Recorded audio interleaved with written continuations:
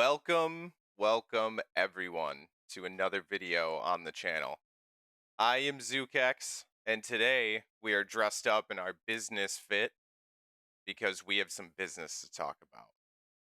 It's going to be a little bit different of a video, not gameplay, not a guide, but I do want to take this opportunity to start a few video series on the channel so I get you guys consistent videos to watch and follow along with. This series we're going to be starting today is reviewing the Old School RuneScape game updates as they get posted, as they come out. This is something that I feel is really important to do um, for any RuneScape player at any level. If you want to play this game consistently, competitively, whatever the case, you need to be following the updates and the changes that Jagex are implementing into the game.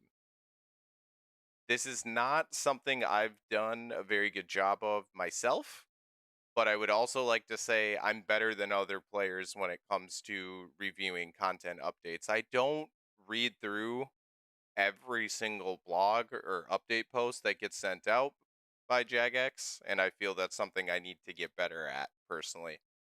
These videos will accomplish that because it's going to make me go through each of the update posts with you, and we're going to cover each one of the updates in detail, what's changing, share some feelings, opinions about some of those changes.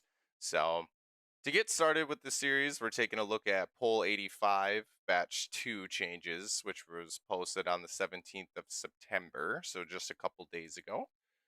Bridges, Boots, Ropes, and Roots is the title of this update. This is a great one to get started with for the series because it is a smaller update. They're not introducing any major pieces of content, no new quests, no new mini games, nothing like that. Just simply some changes, some hot fixes, and some small new features added with this update. Now, if you're one of those people who enjoy seeing all of the updates right away, I'm going to put a screenshot up of every single change in this change log. So you can take a look at those. Feel free to pause the video, read them all. We are going to be going through each one of these points in more detail next. Another great thing I like to mention, I personally find it a little bit difficult sometimes to follow the update posts if you're not following Jagex's social media anywhere or checking the Old School RuneScape forums yourself. May be a little bit difficult to find some of these update posts. So I just personally want to shout out something that we use in multiple of my Discord servers. Huge Discord guy. Probably hear more about that down the road. But I want to give a shout out to PatchBot. It is a free Discord bot that you can add to your servers. As you can see here, it's in ton of Discord servers already, serving tons of members. So it's a trusted bot. It works well, super easy to set up. They have guides on their website, which I will link down in the description of this video if you're interested. PatchBot is a simple application that once set up in your server, it follows games or update posts that you specify via the web console. So in our servers, we turn on Old School RuneScape updates. You could follow RS3 updates if you play that side of the game. You also can follow other sorts of games if you play those as well. And another favorite feature of mine of PatchBot is you can also follow GPU driver updates. So you can get all those notifications in a channel in Discord in real time as they are posted.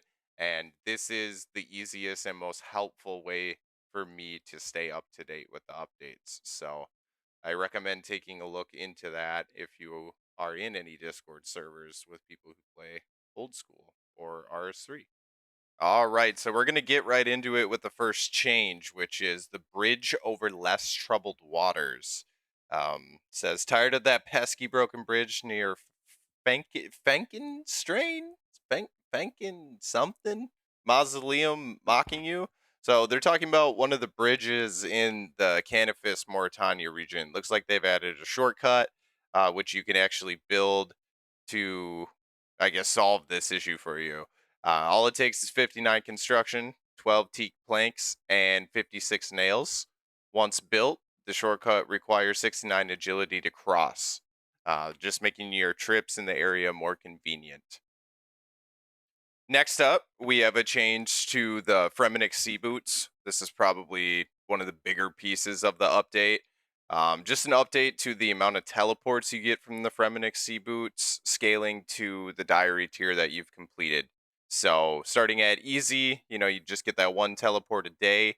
Medium is 3, hard is now 5, and at the elite tier, you get unlimited teleports. Next up, we got a change to the desktop shops interface, now matching the mobile settings. So in this screenshot, they're talking about the quantity settings in the bottom right-hand corner.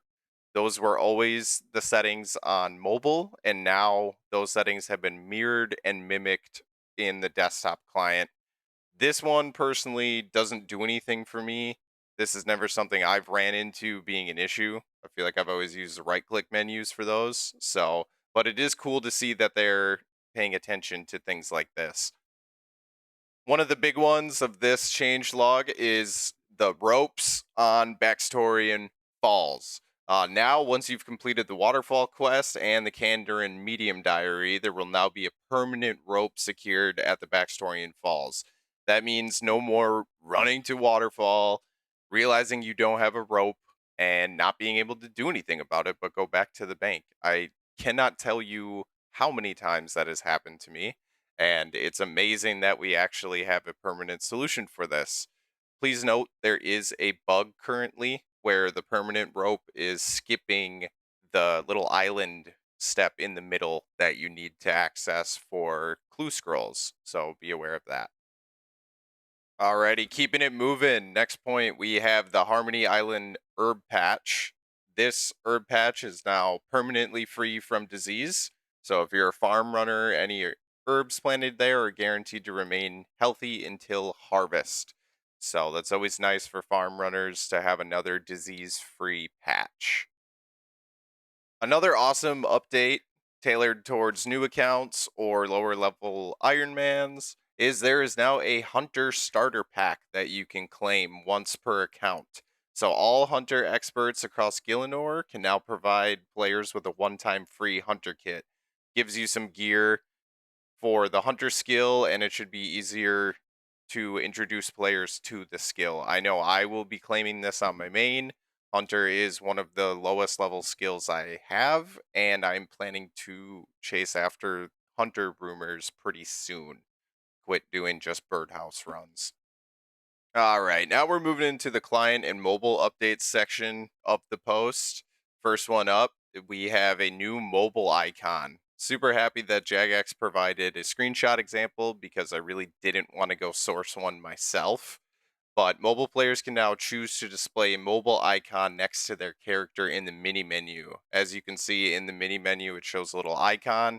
This is helpful to let other players know that you're on mobile. You might look a little bit more bot-like. You might be a little bit slower to respond if people type to you.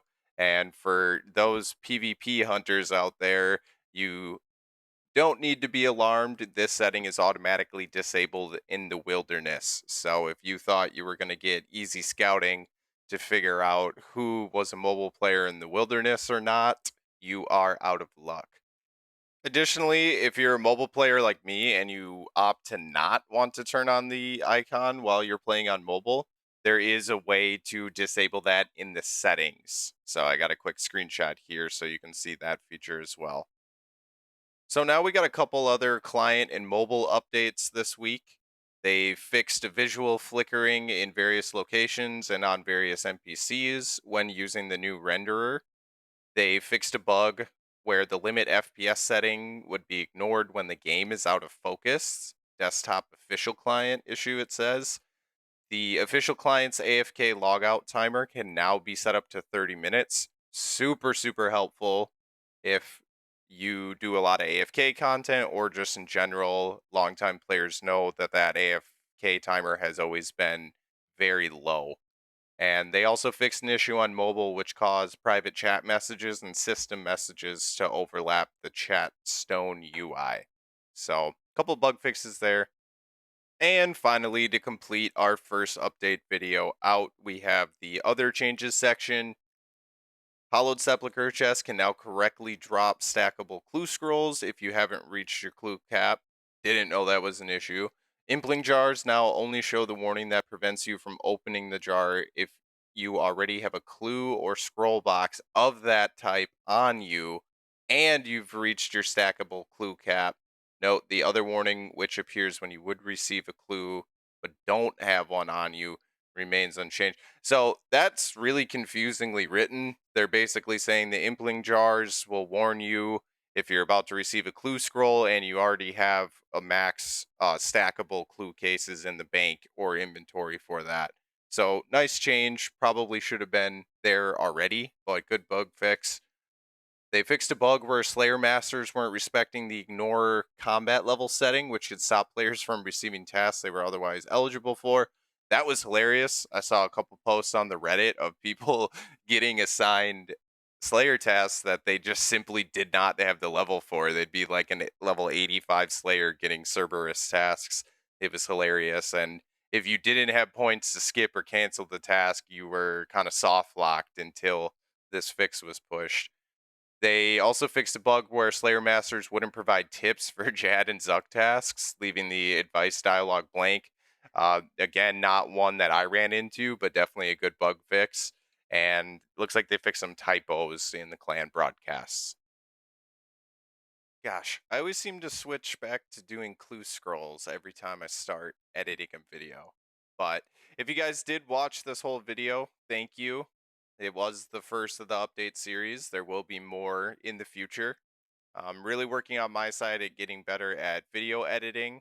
So hopefully you guys see that down the road.